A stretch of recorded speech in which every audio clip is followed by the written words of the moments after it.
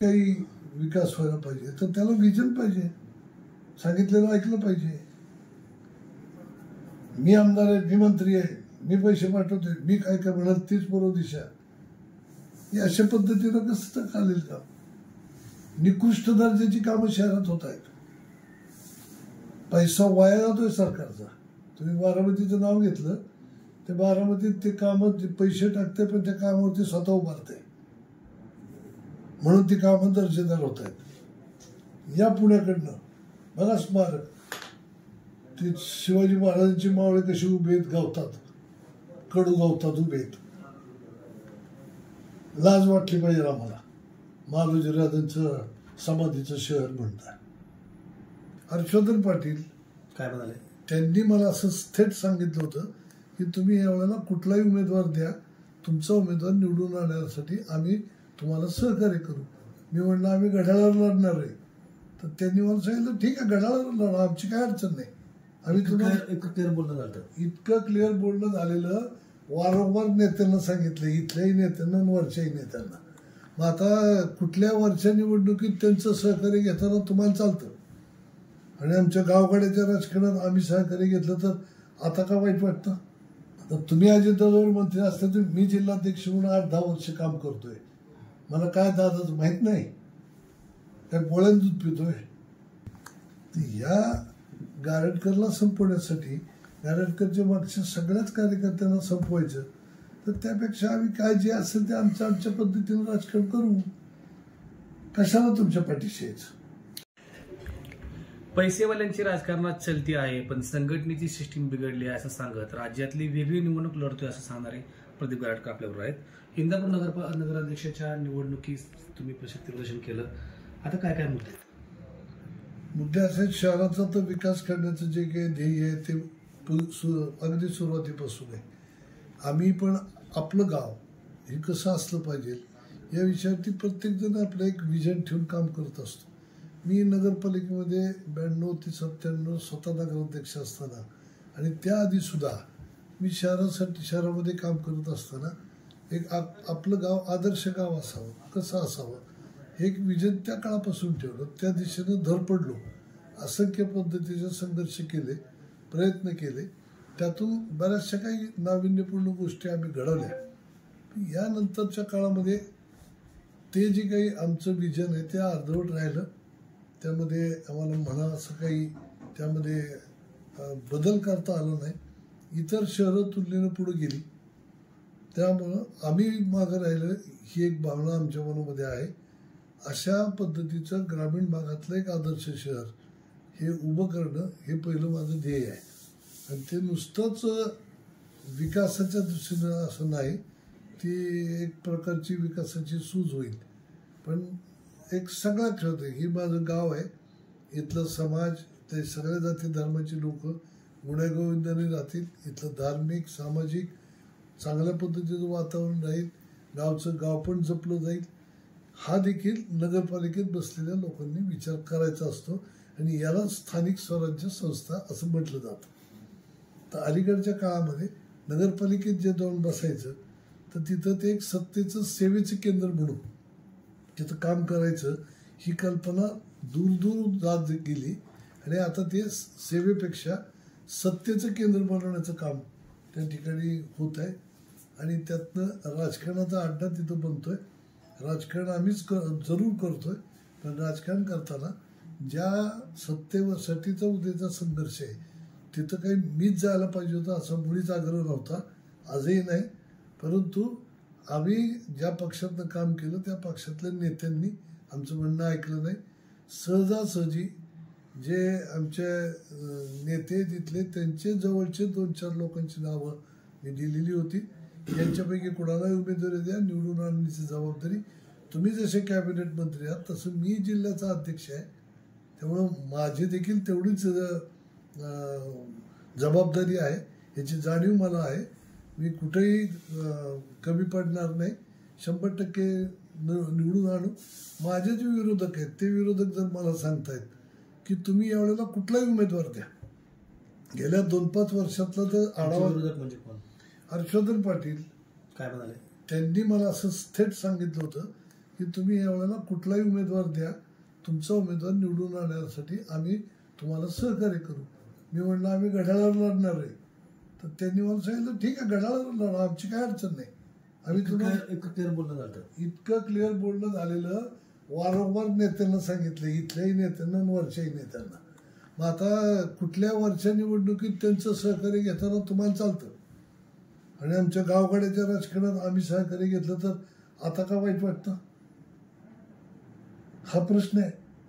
राज्याच्या राजकारणात युती, आघाड्या हे सगळ्या पद्धतीचे राजकीय विचार बाजूला ठेवून ज्या पद्धतीचं राजकारण सध्या चाललंय, मग इथं तर तो संघर्ष कमी करू, इथं जर गावचं गाव पण टिकू, वाईट खराब उगीच त्याच्यामध्ये सगळ्यांना कष्ट नको, त्रास नको, काहीतरी चांगला मार्ग काढू, असं जर गावातल्या काही लोकांनी एकत्र येऊन ठरवलं तर त्याच्यामध्ये काय एवढं अवघड वाटायचं कारण होतं?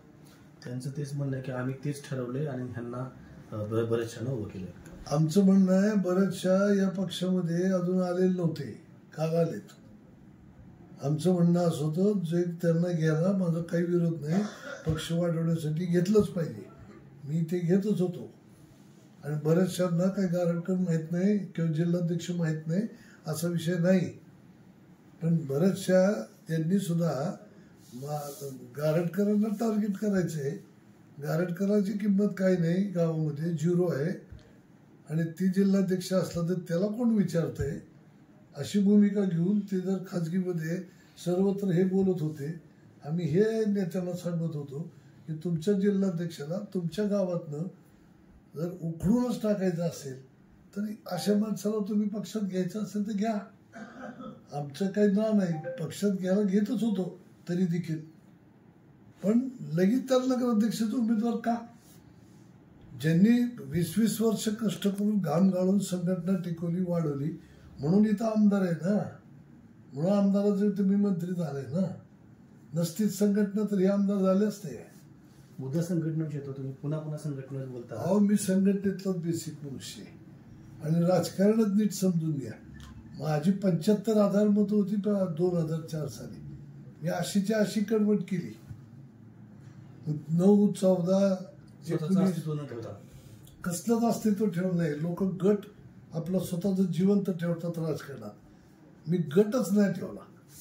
मी गटापेक्षा संघटनेला महत्व दिलं आणि त्या पद्धतीनं काम केलं. त्यामुळं माझ्याबरोबर विश्वास ठेवून आलेल्या असंख्य कार्यकर्त्यांची आज सत्ताधारी लोकांच्याकडनं कुचंबणा होते, अपमान होतोय, सातत्यानं त्यांना हीन वागणूक दिली जाते.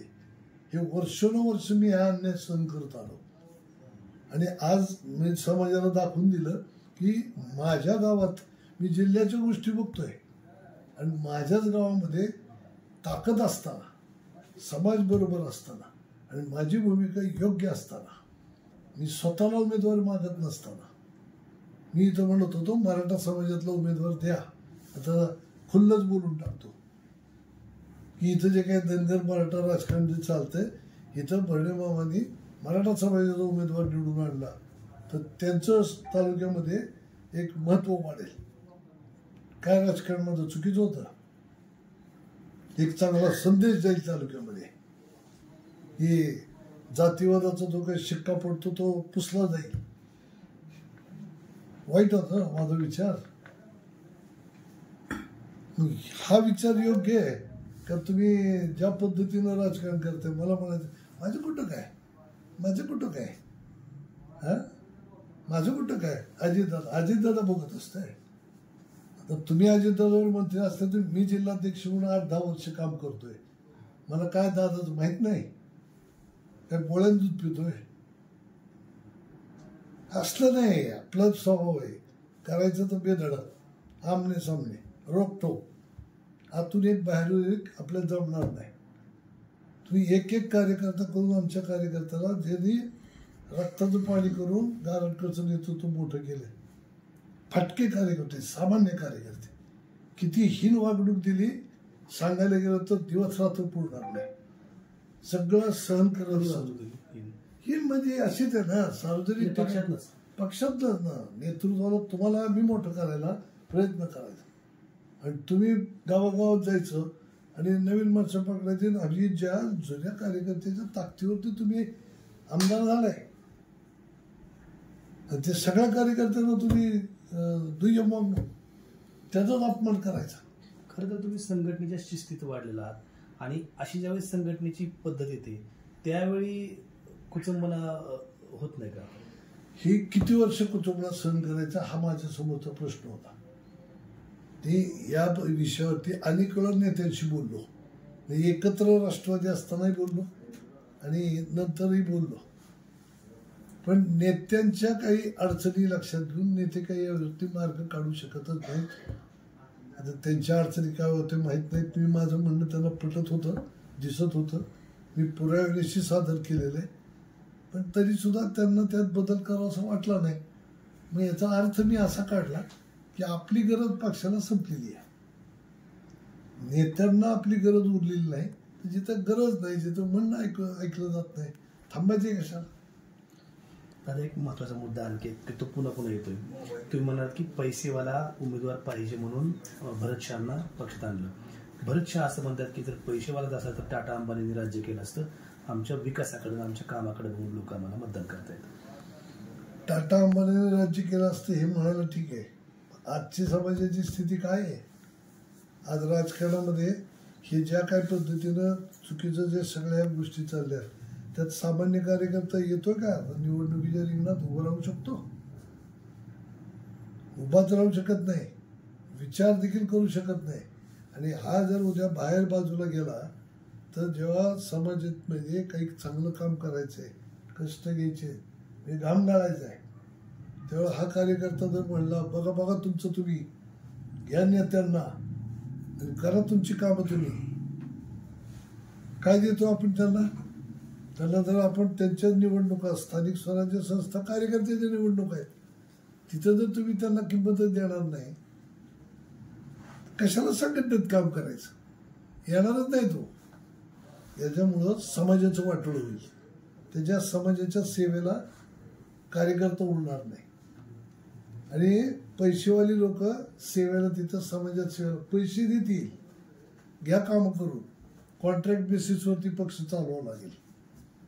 मंडळ आपले ते जसं आता बघतो ना एखादा कार्यक्रम चाललंय त्या दिशेलाच चाललंय. आता हे बदललं पाहिजे म्हणून माझा हा लढा आहे.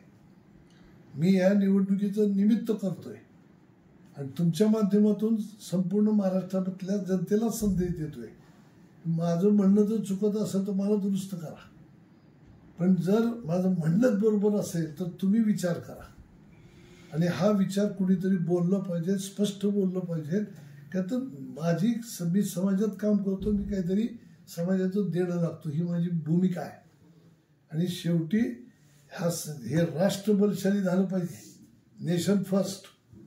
का तर माझ्या घरात 3 स्वातंत्र्य सैनिक आहेत. त्यामुळं इतर सगळ्या गोष्टीपेक्षा मला राष्ट्र प्रथम या गोष्टीचं अत्यंत पहिल्यापासून, लहानपणापासून माझ्यावरती तो संस्कार आहे. त्यामुळं मला समजून घ्यायला काही वर्ष लागतील अजून लोकांना, थोडा वेळ नाहीये. खरं तर दादा आणखी एक महत्वाचा मुद्दा तो सहज विचारतोय की तुम्ही तिघजण एकत्र आलात, तिघही तसे विरोधक आहात. म्हणजे प्रवीण माने असतील, हर्षवर्धन पाटील असतील, तुम्ही असतील. तुम्ही तर हर्षवर्धन पाटील आणि तुम्ही तर सरळ सरळ इंदापुरात अनेक वर्ष विरोधात राहिलात. तुम्ही तिघं एकत्र आलात ते केवळ भरत शहांना हरवण्यासाठी, असं एक प्रतिवाद विरोधकांकडून केला जातोय. ते त्यांना ते प्रतिवाद ते त्यांचा ते करत राहतील. त्या भरत शाह हे काय आमचं टार्गेट नाही. नीट लक्षात घ्या की ज्या पद्धतीने हे राजकारण या तालुक्यामध्ये घडतंय, या पार्श्वभूमीवरती मी राजीनामा देतोय. माझ्या कार्यकर्त्यावरती काय अन्याय झालाय, हा अन्याय कसा कसा झालाय मला सविस्तर माहिती आहे, सगळ्यांना सांगितलंय. तसाच अन्याय आज या ठिकाणी माझ्यावरती झालाय. याचं निमित्त आता हे बास, म्हणजे ज्या कार्यकर्त्याच्या गारटकर कोण, काय गारटकरची व्यक्तिगत ताकद, ही सामान्य कार्यकर्त्यांची ताकद, हीच गारटकरची ताकद. या गारटकरला संपवण्यासाठी, गारटकरच्या मागच्या सगळ्याच कार्यकर्त्यांना संपवायचं, तर त्यापेक्षा आम्ही काय जे असेल ते आमच्या पद्धतीनं राजकारण करू. कशाला तुमच्या पाठीशी यायचं? शेवटचा प्रश्न, या सगळ्या परिस्थिती निवडणुकीकडे बघितलं तर आता जी परिस्थिती उद्भवते राजकारणात, तुम्ही म्हणता की संघटन कौशल्य जास्त भर द्यायचा आहे, ह्या सगळ्या परिस्थितीमध्ये तुम्हाला विजयाचा किती विश्वास वाटतोय? आणि हा प्रश्न आणखी एक महत्वाचा मुद्दा की इंदापूरच्या शेजारी 35 किलोमीटर बारामती शहर सुधारलंय, म्हणजे शहराचा विचार केला तर खूप चांगल्या पद्धतीनं. इंदापूर मधल्या गल्ल्या वर्षानुवर्ष तशाच आहेत, इंदापूर मधली बाजारपेठ सुधारत नाही. या सगळ्या प्रक्रियेकडे म्हणजे प्रक्रियेविषयी दोष कुणाला आहेत? तुम्ही माजी नगराध्यक्ष होता, तुमचे कार्यकर्ते माजी नगराध्यक्ष आहेत, हे विरोधक असले तुमचे ते पण माजी नगराध्यक्ष आहेत, कुठे चुकलंय कुणाचं? या तालुक्याच्या राजकारणामध्ये जे पण काही बदल होत गेले त्याच्यामधून ज्यांच्या हाती सत्ता आली त्यांनी कधी या विषयाकडे गांभीर्यानं पाहिलं नाही, हे एक मुद्दा. दुसरा मुद्दा, आम्ही जेव्हा काम करत होतो नगरपालिकेत तेव्हा सत्ता राज्यातही नव्हती, केंद्रातही आमच्या पाठीशी नव्हती, हे एक दुसरा मुद्दा. आणि आता जी काही सत्ता आली तर त्याच्यातून जे काही विकास व्हायला पाहिजे तर त्याला विजन पाहिजे, सांगितलेलं ऐकलं पाहिजे. मी आमदार आहे, मी मंत्री आहे, मी पैसे पाठवतोय, मी काय काय म्हणाल तीच बरोबर दिशा, ही अशा पद्धतीनं कसं चालेल का? निकृष्ट दर्जाची कामं शहरात होत आहेत, पैसा वाया जातोय सरकारचा. तुम्ही बारामतीचं नाव घेतलं ते बारामतीत ते कामं पैसे टाकते पण त्या कामावरती स्वतः उभारते, म्हणून ती कामं दर्जेदार होत आहेत. या पुण्याकडनं बघा स्मारक, ते शिवाजी महाराजांची मावळे कशी उभे आहेत गावतात, कडू गावतात उभे आहेत. लाज वाटली पाहिजे आम्हाला, महाराजांचं समाधीचं शहर म्हणतात. कुणी बोलायचं कुणाला? प्रशासन काय आमचं ऐकतं? त्याला सांगून ठेवलंय, त्याचा फोन आला, ह्याने काय सांगितलं, उलट काम करायचं. एक अधिकारी कोणी आमच्या शब्दाला किंमत देत नाही का? नेत्यांना माहित नाही का? आणि काय आम्हाला काय घर भरायची होती की काय? आम्ही ते जनतेसाठीच काम करतोय, जे योग्य ती भूमिका सांगतोय. माझं गाव कसं सर्वांना सुंदर बनवायचं याचं काही माझी जबाबदारी आहे की नाही? या सगळ्या गोष्टीवरती कधीच काही विचार कधी कोणी करायचा नाही.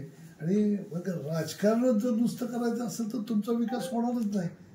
उद्या तुम्ही जे नाव घेता तिथं प्युअर राजकारण नुसतं करायचं असतं तर त्यांचं सुद्धा हे आदर्श शहर झालं नसतं, नीट लक्षात घ्या. खरं तर राजकारणामध्ये पैशावाल्यापेक्षा संघटना महत्वाची, हा संदेश मला राज्याला द्यायचा असं सांगून प्रदीप गारटकर जिल्हाध्यक्षपदाचा राजीनामा देऊन नगराध्यक्षपदाच्या निवडणुकीत उतरले आहेत. इंदापूरच्या या निवडणुकीच्या निमित्तानं राज्याला हा संदेश खरोखर जाईल का? आणि राज्यातील सध्याची बदलती राजकीय परिस्थिती या त्यांच्या संदेशाला कोणत्या अर्थानं घेईल हे येणाऱ्या निवडणुकीच्या निकालात दिसेल. पण एक मात्र नक्की, खरोखरच पैशावाल्यापेक्षा राजकारणातील संगणन कौशल्य महत्वाचं, नाहीतर सामान्य कार्यकर्ता फक्त सतरंजी उचलण्यासाठी राहील, हा संदेश मात्र त्यांनी दिलेला आहे. धन्यवाद.